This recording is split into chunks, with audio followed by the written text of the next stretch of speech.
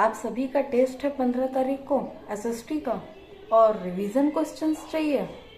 आइए चलते हैं। तो हेलो एवरीवन, मेरा नाम है कृष्णा सर और welcome to my channel dear Krishna sir. आज हम एसएसटी के जो आप लोग का क्लास 7 है ना, एसएसटी का कुछ रिवीजन लाए हैं, रिलीजियस बिलीफ्स एंड मूवमेंट्स। जिस चीज का आपका टेस्ट है, तो आइए कुछ क्वेश्चंस मैंने लिखा है और इसे सॉल्व करते हैं। Right the most spread religion in India. ठीक है, मोस्ट स्प्रेड, सबसे ज्यादा मेडिवल इंडिया, मेडिवल पीरियड में सबसे ज्यादा कौन सा रिलीजन स्प्रेड हुआ था, है ना? तो वो है आपका भक्ति एंड सूफी। ठीक है, Bhakti and Sufi. No, where was Shankaracharya born? Shankaracharya, Adi Shankaracharya जो थे वो कहाँ जन्म लिए थे? तो आप सभी को पता है जो आदि शंकराचार्य थे, है ना, जो आदि शंकराचार्य थे वो एक पुअर ब्राह्मण फैमिली में जन्म लिए थे जो थी केरला में। ठीक है, तो Adi Shankaracharya was born to a poor yet pious Brahmin family इन केरला। तो केरला में जन्म लिया था। ठीक है, आज से केरला लिख दोगे तो वो भी सही है। व्हाट डिड द भक्ति सेंट्स बिलीव इन? क्या चीज में वो बिलीव करते थे? कोई तो ऐसा चीज होगा ना जिसमें वो बिलीव रखते थे, है ना? तो Bhakti saints believe in love and devotion to God.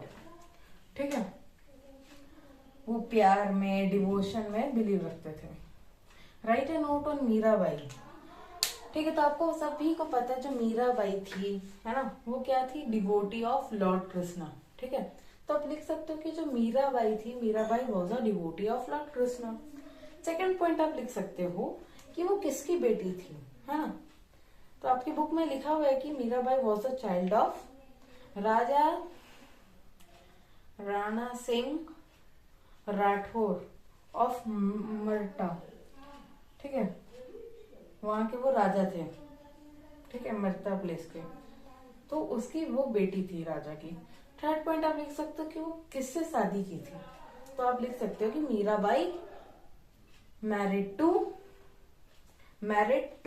ठीक है, टू लगेगा, married to Rana Singh, Rana of Mewar. ठीक है, फिर फोर्थ पॉइंट लिख सकते हो कि क्योंकि वो जो थी लॉर्ड कृष्ण की भक्त थी, तो जो इतना भी अपना पूरा लाइफ जो उन्होंने लॉर्ड कृष्ण पर न्यौछावर कर दिया था, तो आप लिख सकते हो कि she dedicated her life to Lord Krishna. या फिर वो जितना भी सॉन्ग्स गाती थी, भजन गाती थी, तो उसका नाम दिया हुआ है।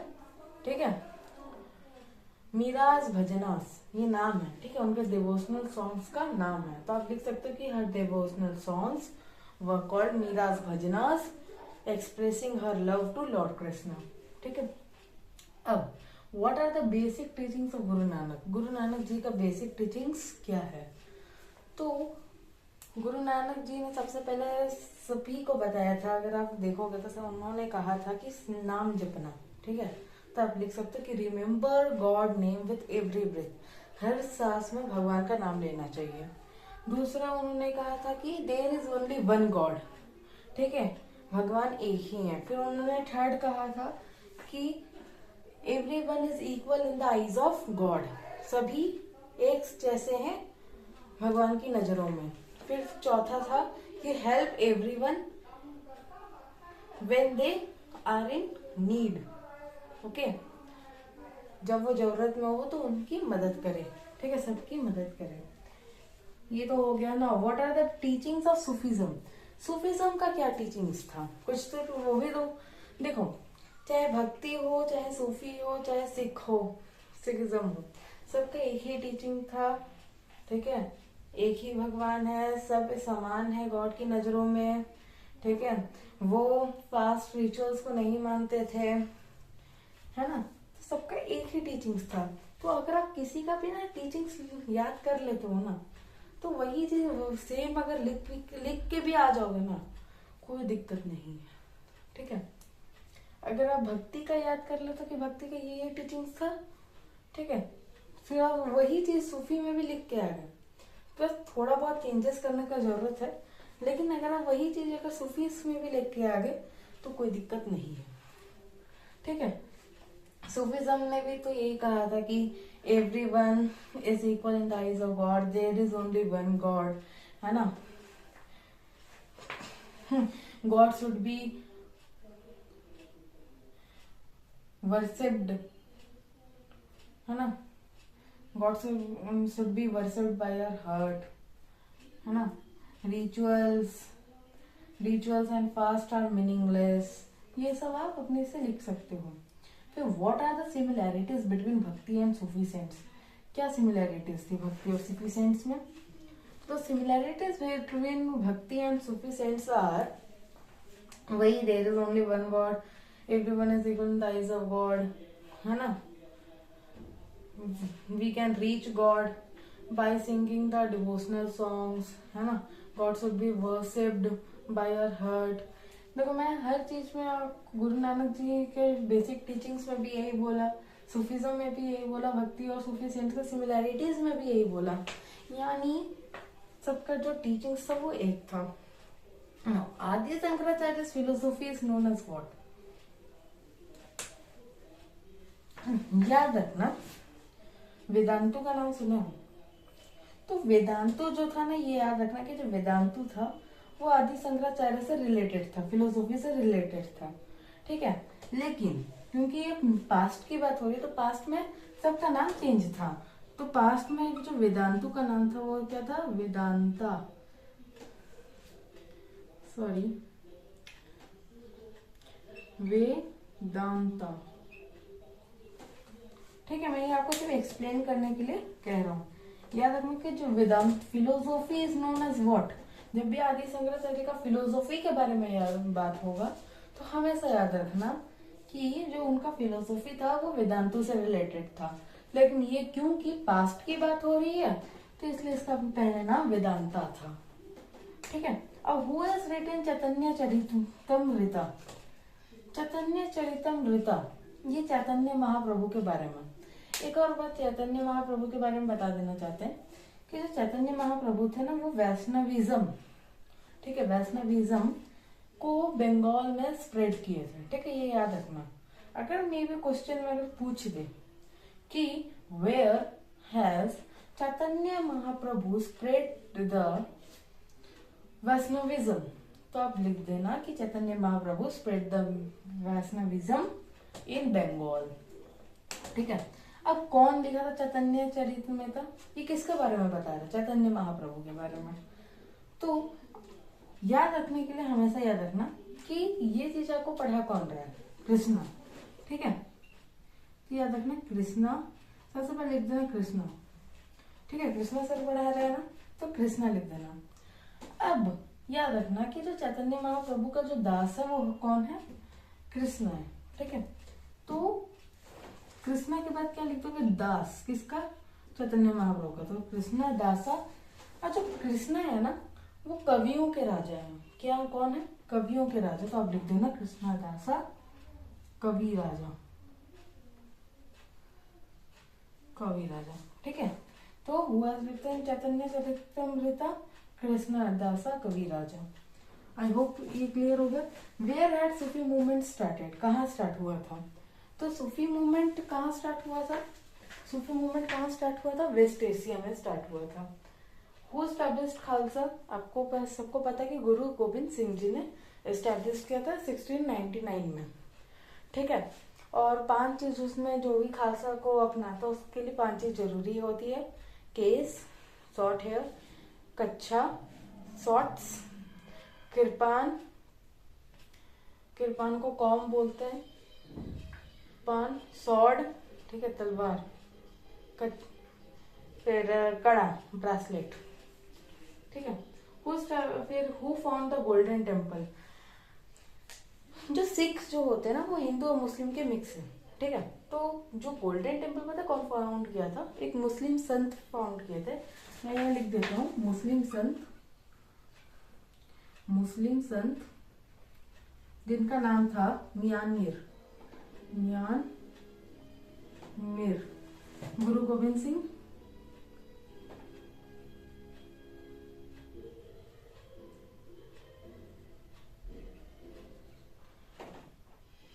Waste Asia. ठीक है, मैंने आंसर भी लिख दिया, आप देख लेना। तो आई होप इतना आपको समझ आ गया हो। अब हिस्ट्री में एक और आप एक बार नोट कर लीजिए प्लीज। आई होप आप लोगों ने नोट कर लिया हो। एक और चीज आप लोग को जानने का बहुत जरूरी है, ठीक है। रामानुजा के बारे में आप लोग आई थिंक जानते ही होंगे। जो रामानुजा थे ना, उनके ना बहुत सारे शिष्य थे, ठीक है। रामानुजा वही है जिन्होंने माथास को स्टैब्लिश किया था, ठीक है। माथास को किसने स्टैब्लिश किया था? रामानुजा ने। तो ये रामानुजा है ना, रामानुजा, उनके ना बहुत सारे क्या थे? डिसिपल्स थे। डिसिपल्स मतलब शिष्य, ठीक है। डिसिपल्स मतलब शिष्य, ठीक है। कौन कौन थे? एक रविदास थे, ठीक है। एक कबीर थे, एक सुरसरी थी, सुरसरी एंड पद्मावती। एक बार आप इसमें भी एक बार अच्छे से इसको भी पढ़ लीजिएगा। फिर पीपा थे, पीपा, सुखानंदा, सुखानंदा, ठीक है। अब मेनली आपको सपोज को इनमें से कोई भी नाम आपको दे दिया और बोला कि इन लोग के कास्ट क्या थे, तो वही हम कास्ट बताते थे। तो जो रविदास थे वो थे के कॉबलर थे, ठीक है, कॉबलर, ये हम लिख देंगे। कबीर जो थे वो क्या थे? वीवर बाय ऑक्यूपेशन, ठीक है। उनका काम ही था सिलाई करना। सुरसरी और पद्मावती का कोई कास्ट नहीं दिया हुआ है, लेकिन बस इतना बताया गया कि वो थी फीमेल डिसिपल्स, शिष्या थी, ठीक है, फीमेल डिसिपल्स। और जो पीपा था ना, पीपा, वो कौन थे? एक राजपूत किंग था, राजपूत किंग था, ठीक है। और यहाँ पे एक सुखानंदा जो मिट गया, सुखानंदा, ये कौन थे? ब्राह्मण कास्ट का था, ब्राह्मण कास्ट का था। यानी जो रामानुजा के जो शिष्य थे ना, वो एकदम बड़े कास्ट से लेकर लोअर कास्ट तक का के शिष्य थे, ठीक है। अब आई होप इतना आपको क्लियर हो चुका हो। एक बार आप इसको भी देख लीजिए, नोट कर लीजिए। तो आई होप आप लोग ने नोट कर लिया हो। अब हमारा हिस्ट्री खत्म हो गया, अब हम चलते हैं ज्योग्राफी, ठीक है। तो आपको ज्योग्राफी में एक चीज ध्यान देनी है, ठीक है। ज्योग्राफी में आपको एक चीज क्या ध्यान देनी है? ज्योग्राफी जो है एटमॉस्फेयर चैप्टर, ठीक है। एक चीज आपको क्या ध्यान देनी है? आपको एक चीज याद ध्यान देना कि एटमॉस्फेयर में आपको एयर का कंपोजिशन याद होना चाहिए, ठीक है। कंपोजिशंस ऑफ एयर, ठीक है। नाइट्रोजन क्या होता है? नाइट्रोजन कितना है? 78%, ऑक्सीजन 21%, और ये टोटल मिलाता है कितना बनाकर? 99%। और ये जो रेस्ट 1% होता है ना, वो होता है आर्गोन, हीलियम,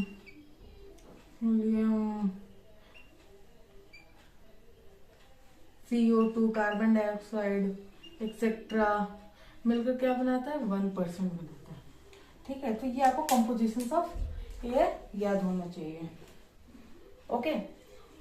और डायग्राम्स जो फिर अभी हम क्वेश्चन लिखते हैं, ठीक है। और ये जो क्वेश्चंस दे रहे हैं ना, मैंने बुक पढ़ा है और मुझे जो लगा कि ये सब क्वेश्चंस पूछ सकते हैं एग्जाम में, ठीक है। डायग्राम्स आपको 2 बनाना है, प्रेशर बेल्ट्स और लेयर्स ऑफ एटमॉस्फेयर, लेकिन सिर्फ मैं अभी दूंगा आपको सिर्फ लेयर्स ऑफ एटमॉस्फेयर। क्यों? क्योंकि मुझे ऐसा लग रहा है कि लेयर्स ऑफ एटमॉस्फेयर पूछेगा एग्जाम में, ठीक है। कुछ भी पूछ सकता है, लेकिन मुझे नहीं पता। तो ऑल द बेस्ट एवरीवन। अब हम लोग चलते हैं ज्योग्राफी की ओर। और एक और चीज आपको याद रखना है, ग्रीन हाउस गैस किसे बुलाया जाता है? कार्बन डाइऑक्साइड को।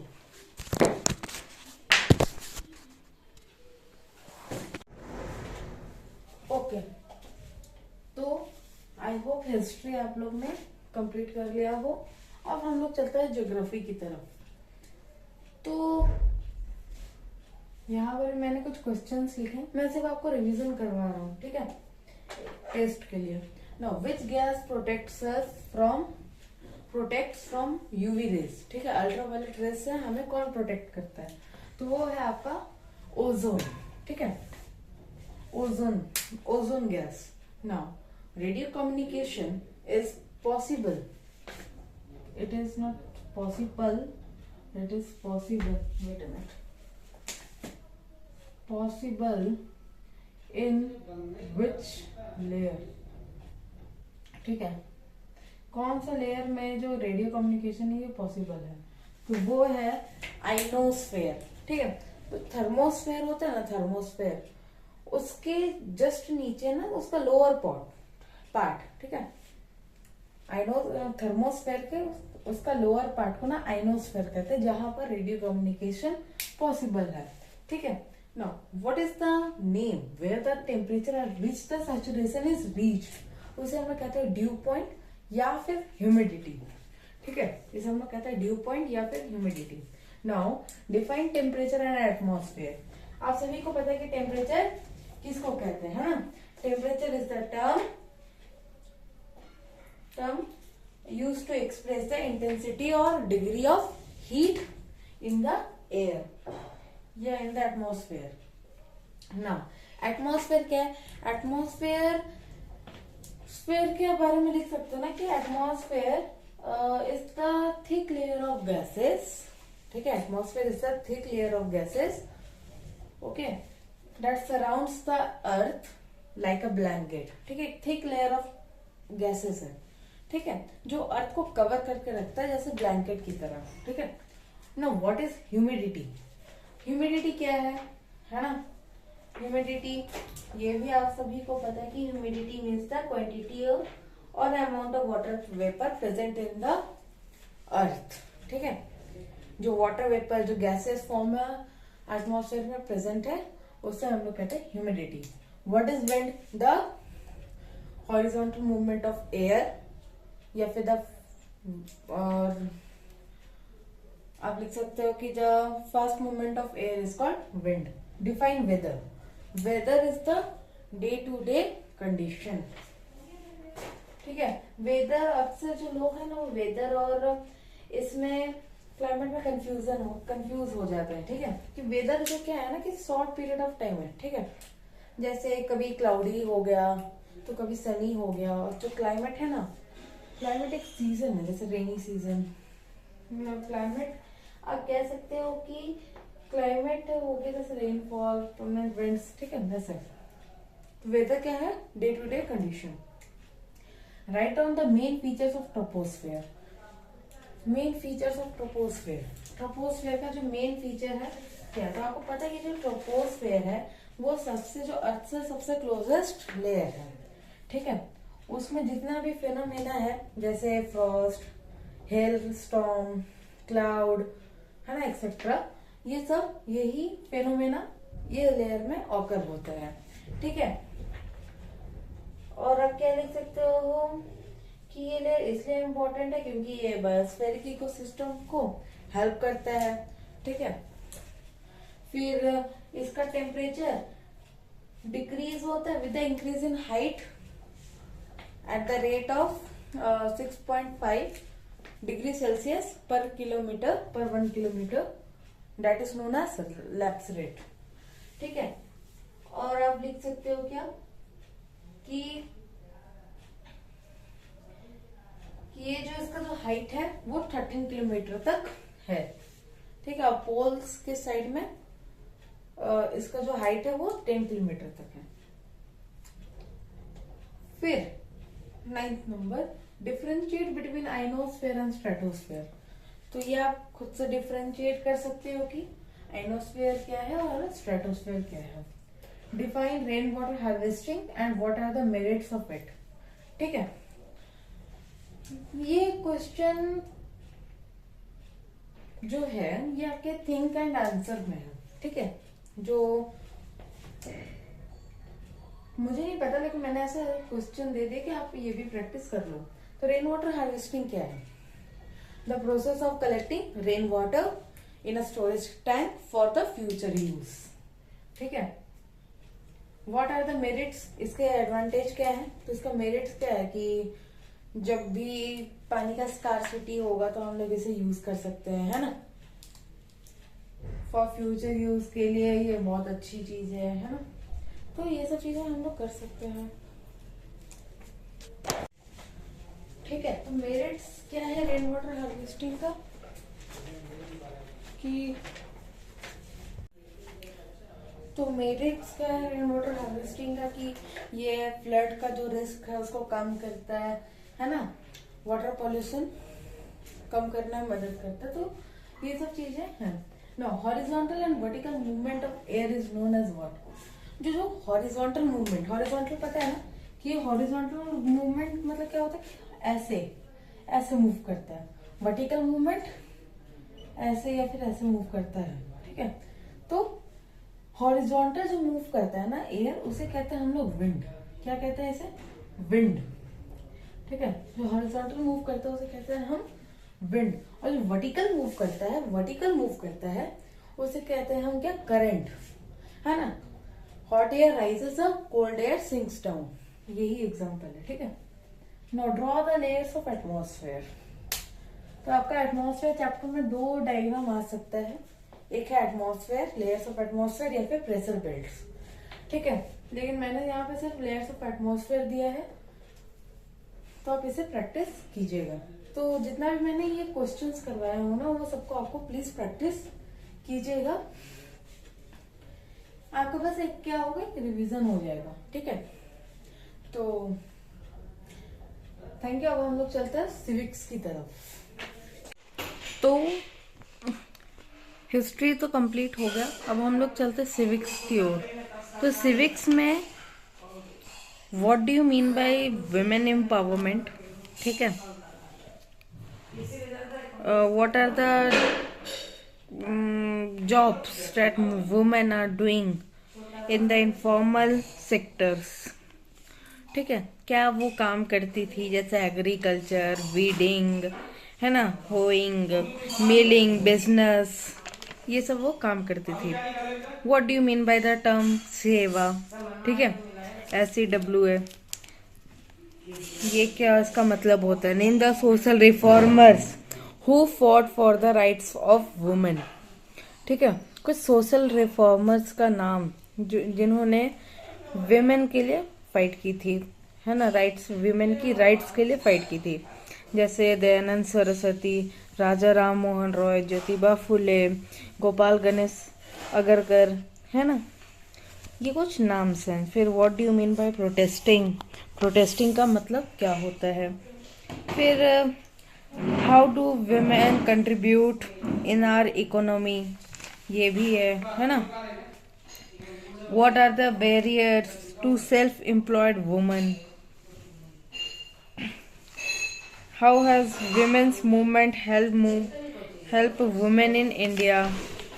तो ये कुछ क्वेश्चन है सिविक्स के, ठीक है। तो all the best for your exam. मैंने जितना कुछ बताया है ना, वो एक बार वो रिवीजन के लिए आप रिवीजन कर लीजिएगा। Thank you.